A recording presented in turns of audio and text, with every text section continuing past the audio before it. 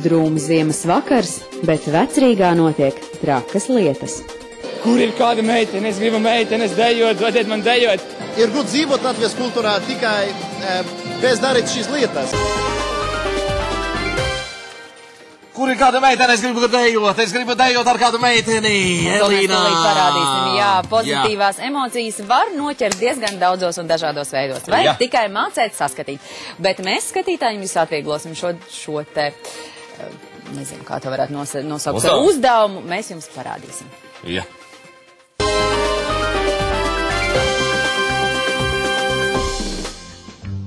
Ir otrdiena, 8:00 vakarā un Vecrīga kā izslaucīta. Tā vien šķiet, ka drūmais laiks visus sadziņas mājās un sasveicināties var vien ar ceļā stāvošo latērnu. Taču Rīgas Tehniskajā universitātē paveras pavisam cits skats.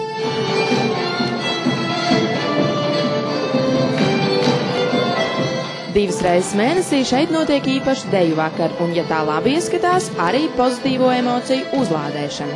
Ir bijušas vairākas tādas reizes, ka es atnākuši šeit, pilnīgi gandrīz vai atrāpoju, tāpēc, ka tavu darbu ir bijis tik daudz, un tas nogrums ir tik liels un negācija tik daudz, bet atnākot šeit, tas viss vienkārši noņemās nost. Un tā ir tā viena vieta, kur reāli var atbrīvoties no tā visa. Es, piemēram, nācu šeit ārstēties, tad, kad man bija 38 grādi. Es sadarēju ar mammu, ka man nākamajā dienā būs 36 un 8, un es iešu uz dančiem. Jā, nākamajā dienā es jau biju 36 un 7 vesels. Vienkāršā valodā šos vakars varētu saukt arī par latviešu diseni senatnīgā stilā, kur cilvēki sanāk, uzlūdz viens otru un mēdz dejot, kā nu kurš to sākumā māk. Lielākoties lūdzu tie, kas zināmi, tādi, kas jau zinām, kā draugi, zinām, kā dejo un tā tālāk. Un es nezinu, droši vien jaunajiem puikām ir tā nedaudz kautrīgāk pieiet klāt pie nepazīstamām meitenēm. Arī es sākumā biju kautrīga, arī es skatījos no malas, jo man bija bailes lekt sākumā, jo es nezināju tos dančus. Bet jau ar laiku. No sākuma, ko es tur iešu, tur maliņā, bet kad uzreiz pirmās divas dejas aiziet arī, kur ir kāda meitene? Es gribu meitenes dejot, dodiet man dejot. Šeit ir viens noslēpums. Ir jāpieceļās, jāuzlūdz un jāsāk dancot.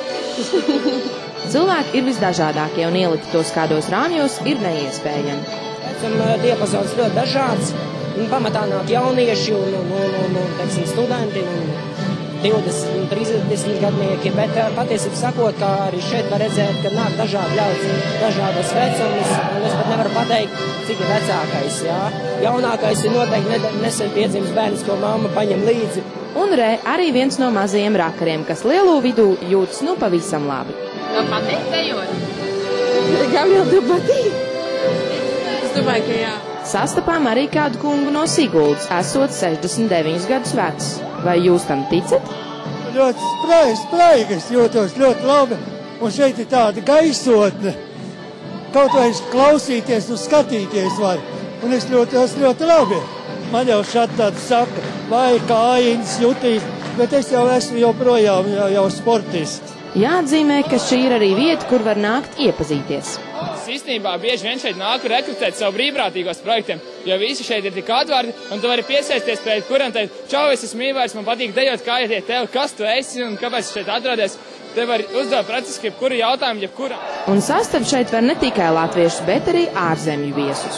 Mums ir cita draudzene, kas ir puslatvieti, pusamerikānieti, bet viņa dzīvo šeit Rīgā, un viņa mums teica, ka ir šīs Rīgas dancu klubs, un kā ir ļoti jauki un visi, un tā mēs nācām, un mums ļoti patika, un šeit mēs esam. Mums ļoti patika Latvijas kultūrā, un ir grūti dzīvot Latvijas kultūrā tikai bez darīt šīs lietas, vai ne? Un tā mums ļoti patīk dot tautas dziesmās un tautas dejas. Un kā pašasnei, šeit nāk trenēt arī valodu. Jā, mums jārunā latviski šeit, un viss tās ir latviski, un tā mums jātrenā. Nu tad tā, ja gadījumā dzirdat aicinājumu, tad jūsu uzdevums ir tam ļauties. Grēta Gorjučko, Sandrs Polis, Tautas balss. Jā, bet Apsveicami. Nē, no tiesas, nevienamēs cilvēki apsies ļoti laimīgi un ļoti labi jūtās. Vakar stundās var šitā smuki padejot.